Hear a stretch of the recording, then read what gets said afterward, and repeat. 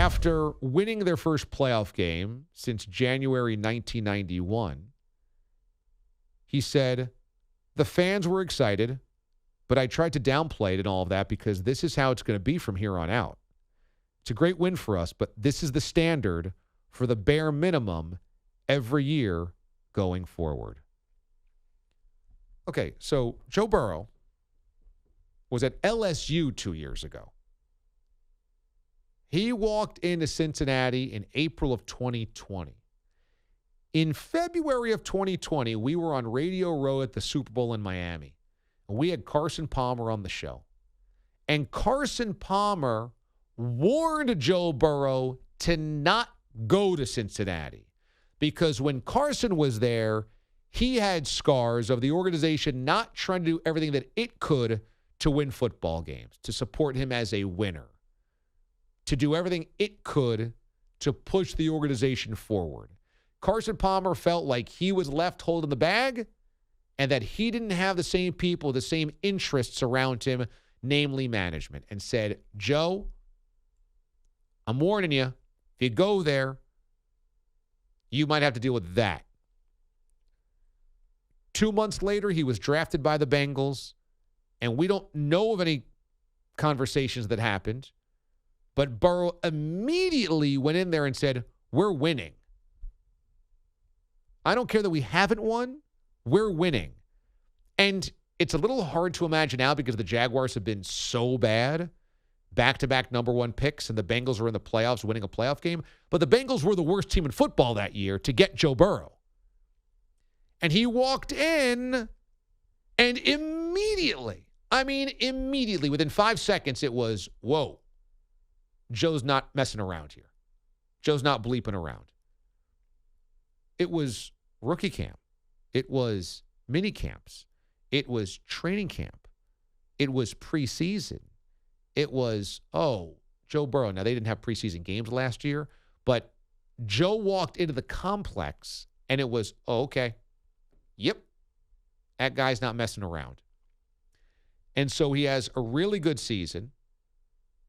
They were a really plucky team that had some good efforts against some teams that they were overmatched against, but he gets injured in late November, tears his ACL, and we're all thinking, man, I hope that didn't end a brilliant career prematurely. And he comes back within a calendar year, came back within, 6 months, 7 months, and was already back at practice for training camp this year, and it was same, nothing changed. We're doing this. Get out of my way if you don't think so. They draft Jamar Chase.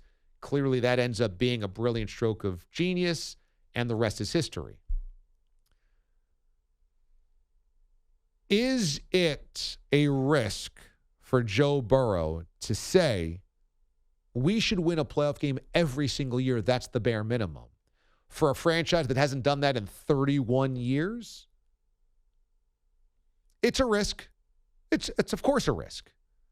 Because that could blow up in your face where you go 2 years without making the playoffs. You go 3 years without making the playoffs. You go 6 years without winning a playoff game. The Bengals have gone 30 without winning a playoff game. So that's in play. Is it a risk to look stupid on the way out for those words to be thrown back at you? Sure, in some ways. But in other ways, Burrow is playing chess. What Carson Palmer warned Joe Burrow against is you won't have the support to win. You'll want to do it. You'll care about doing it, but they won't. And what Joe Burrow's already doing is, this is not a big deal. This is not our Super Bowl. This is the bare minimum. Because now that applies pressure to, I'm here. This is our potential. Now you guys better commit the same way, because this is what our reality should be. And I think Burrow has played a great soldier. He said he wants to be in Cincinnati. He's from Athens, Ohio, a 2-hour drive. But Joe Burrow has a certain depth of character to him that's not just football, that we saw at his Heisman speech. And I think he's also 25 years old. He's been through some tough stuff football-wise. Fourth-string guy at Ohio State. Couldn't get on the field. Had to transfer. And then goes on that magic carpet run with LSU. Against all odds there. Nobody saw that coming in 2019. And now is certain of this is who I am, this is what it takes, and I'm not going back. And he's going to tell his teammates, follow or get out of the way, and he's also telling his management, follow or get out of the way. So I like it. I applaud this. I think Burrow is changing a culture single-handedly. We look for coaches to do this all the time. Change the culture. What's the culture? What's your culture?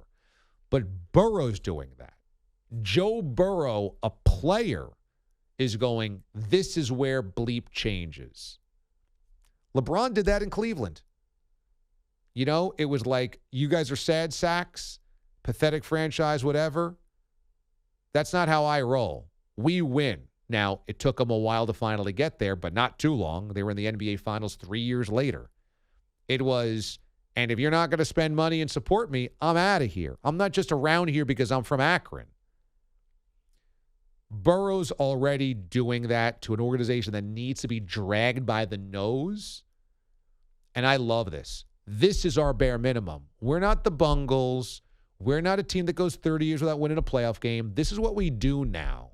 This is the bare minimum every year. I don't want to just get to the playoffs. I don't want to be a wild card. I don't want to be Marvin Lewis's teams that flame out when we get there. I don't want just making the playoffs to be some type of celebration. I don't want winning one playoff game to be a celebration. This is what we do now. And I'm serious about it. I love it. Is it unrealistic for the Bengals to win a playoff game every year? Maybe. I mean, even the Packers, the Steelers have gone 5 years, 6 years without winning a playoff game. They're the Steelers. So maybe it's unrealistic.